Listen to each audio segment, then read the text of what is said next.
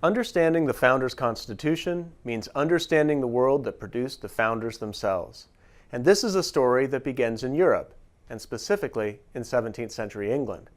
I would go so far as to say that anyone who does not understand the history of 17th century England cannot hope to understand the Founders' Constitution. This is for two reasons. First, it was the 17th century that gave birth to the traditions that culminated in democratic government. Parliamentary practice, civil liberties, and the philosophy of liberalism all came largely from the historical tumult of the 17th century. Second, the founders were all students of history, and there was no history they knew better than that of 17th century England. In much the same way that we look to the founders for guidance today when trying to understand our Constitution, the founders looked to the 17th century in order to understand the principles they were inscribing in the Constitution. In this lecture alone, we will cover multiple legal and constitutional principles that would later make their way into the Declaration of Independence, the Constitution, and the Bill of Rights. Make a list of them, and we will discuss them in class. Our story begins within the larger context of European development during the 17th century. Europeans developed powerful states in the 16th and 17th centuries, states that would go on to colonize the New World and eventually conquer much of the rest of the world. The ability of states to centralize power and then to project that power over its borders was what gave Europeans a decisive advantage in the 18th and 19th centuries vis-à-vis the rest of the world. The greatest of the 17th century powers, France and Spain, achieved this by developing absolutist monarchies. This meant that monarchs increased their power at the expense of representative assemblies and the remainder of the nobility. Most of the major European powers were able to abolish representative assemblies completely during the 17th century. In England, matters were somewhat different. The 16th century English monarchs were of the Tudor dynasty, which ruled from 1485 to 1603. The Tudors had great political talent. They created a strong central monarchy and a stable realm. Importantly, they made their monarchy powerful by using the English Parliament as a governing body. Both Henry VIII and his daughter Elizabeth called frequent parliaments to both gauge the feelings of powerful people across the realm and to solicit support for their rule. When Queen Elizabeth died in 1603, she died heirless. The crown was settled on James Stuart. James was already King of Scotland when he was crowned King of England. He faced the daunting task of following Queen Elizabeth, who had been a popular monarch and had largely succeeded in quelling the religious controversy that had engulfed the rest of Europe. Nonetheless, James was not immune to the intrigue that religious violence brought. Very early in his reign, officials uncovered a Catholic plot to blow up Parliament while James was addressing them. James's officers marched into a tunnel underneath the Parliament building where they discovered Guy Fawkes sitting with a barrel of gunpowder. The plot was foiled and the Protestant nation rallied behind their Scottish king. November 5th would be thereafter celebrated as Guy Fawkes Day. Annual celebrations usually involved carrying around an effigy of Guy Fawkes, or the Pope, and then burning the effigy at the end of the celebration. A little foreshadowing, Guy Fawkes Day would play a big role in the American Revolution. The realm of England rallied behind its king in the years following the revelation of the Guy Fawkes Catholic conspiracy, but the goodwill did not last. Before long, James had alienated some of his most powerful subjects and lost the support of many of the people. Part of the problem had to do with James's understanding of his own royal power, which he described as divine right monarchy.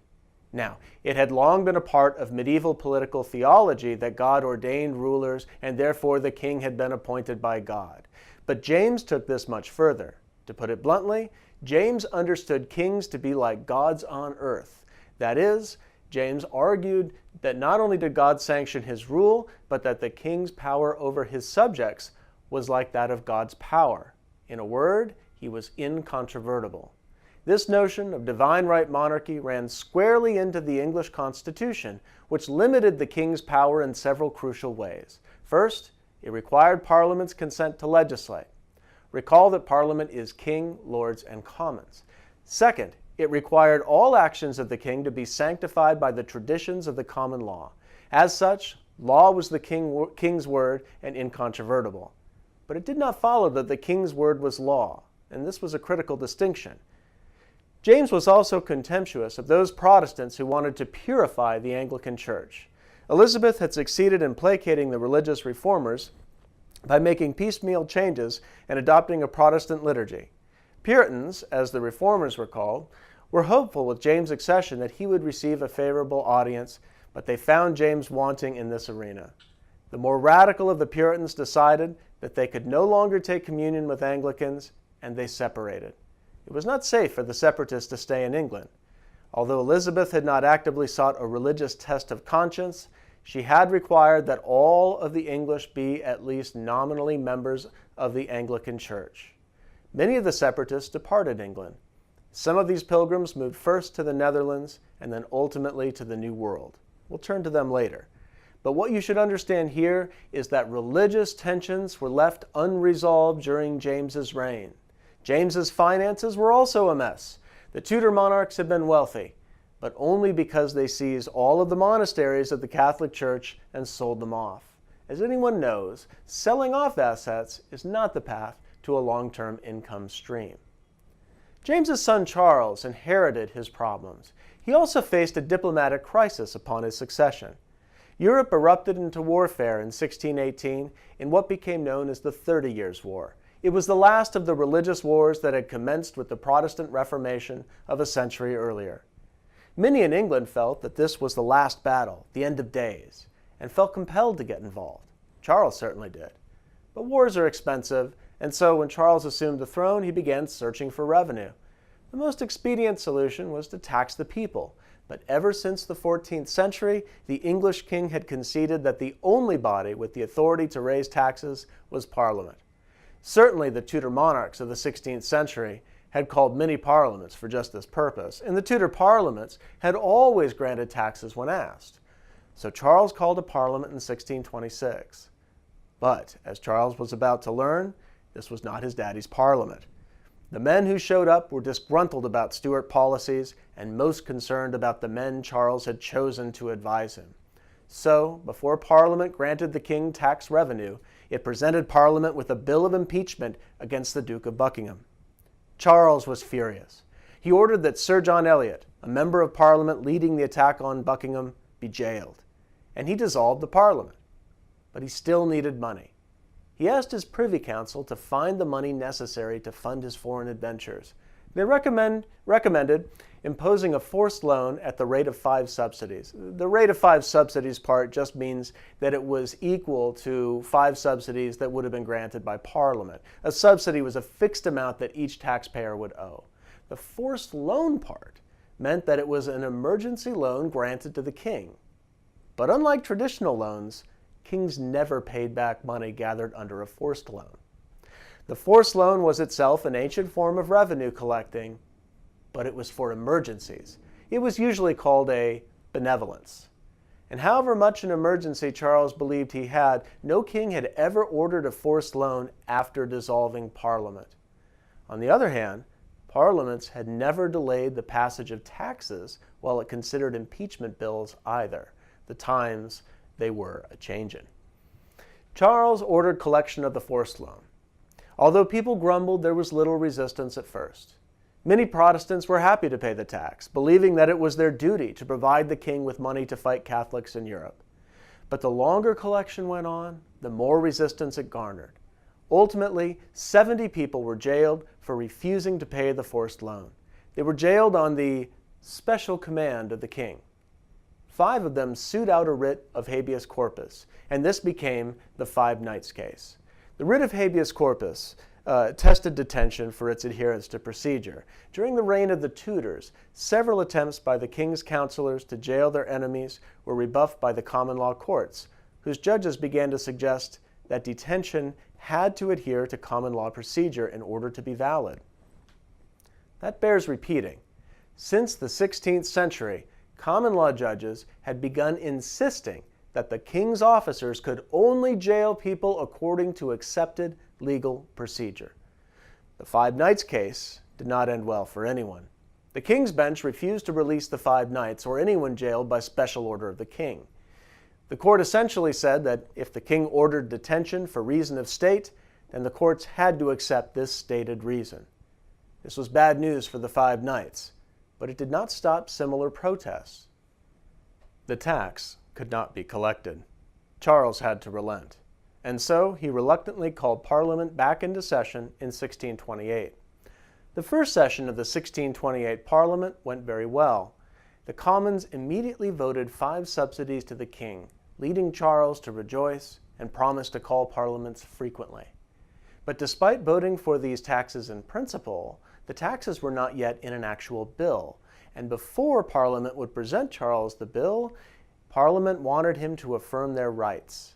Sir Edward Coke, the great lawyer and former Chief Justice of King's Bench, suggested to Parliament that it proceed by petition, and so Parliament presented Charles with the Petition of Right. Charles accepted the petition and then, inexplicably, signed it, as if it were a bill. Parliament then voted Charles his subsidies. The leaders in Parliament had crafted the Petition of Right to assert constitutional rights against a monarch whom many believed to be trending toward absolutism. As you read the petition, try to characterize its nature. Which grievances are constitutional? Which are political? How do we distinguish between the two? How does committee authorship in Parliament affect our understanding of this great petition? But back to the narrative. The second session of the 1628 Parliament did not go well. Parliament began meddling in church matters and again refused to grant customary revenues to the king. When Charles heard about this, he angrily sent the sergeant to the hall to retrieve the mace. The mace was the symbol of royal power in Parliament. When the sergeant arrived, he found the door locked. With the sergeant banging on the door, Parliament voted several resolutions denouncing royal religious policy. Then they unlocked the doors. The sergeant entered, took the mace, and left. Charles had dissolved Parliament, and he would not call it again for 12 years. Thus came the 1630s. Puritans were despondent because Charles had essentially closed the door to religious reform. Even worse, his religious appointments brought in people hostile to their concerns.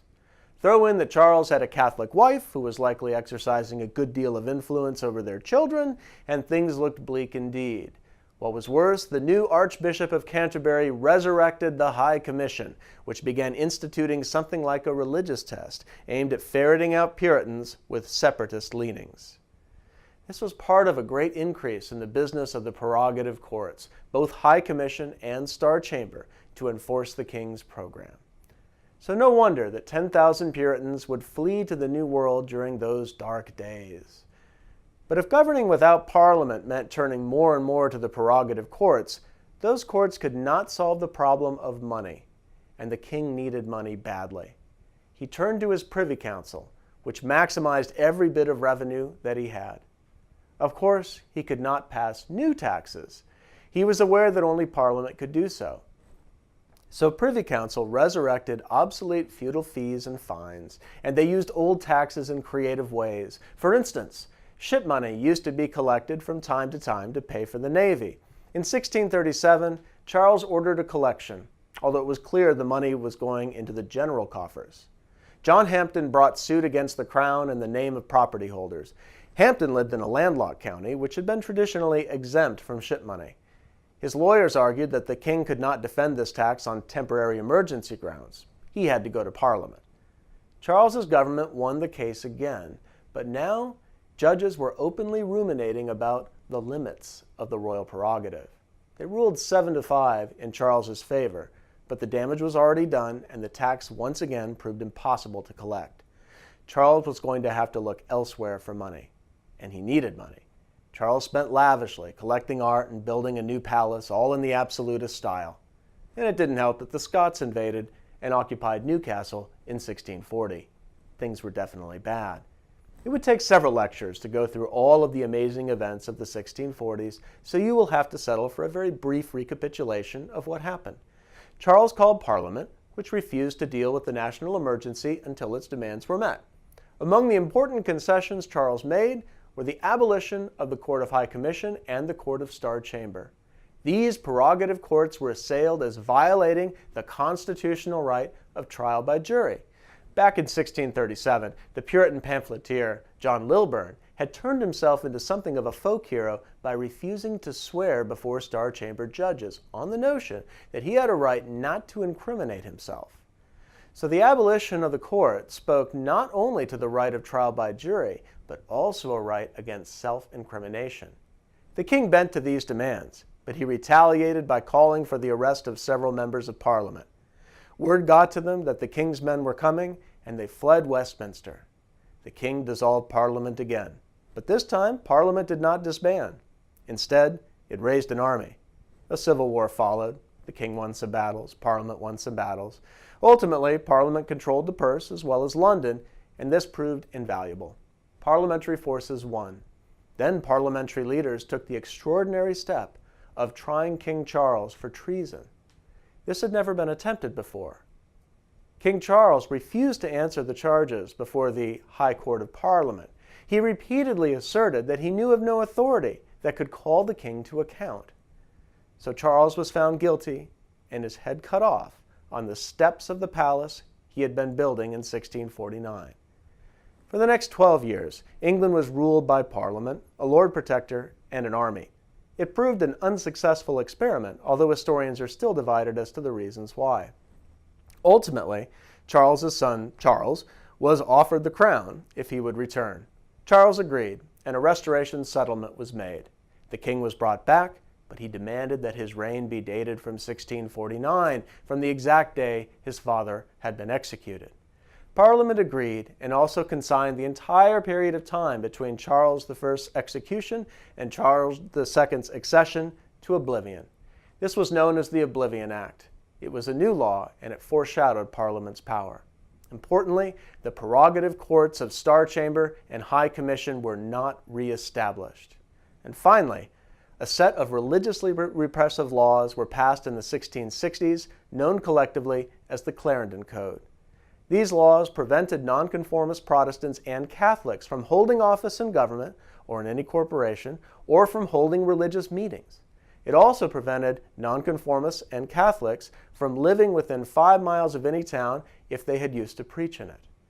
The Clarendon Code was in line with European trends towards establishing confessional states.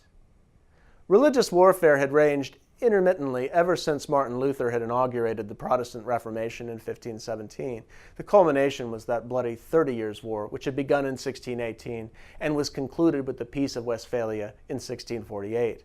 The Peace of Westphalia also established the boundaries of modern Europe, at least roughly, but this is not our concern at present. Charles II became known as the Merry Monarch, probably for his numerous affairs with racy London actresses.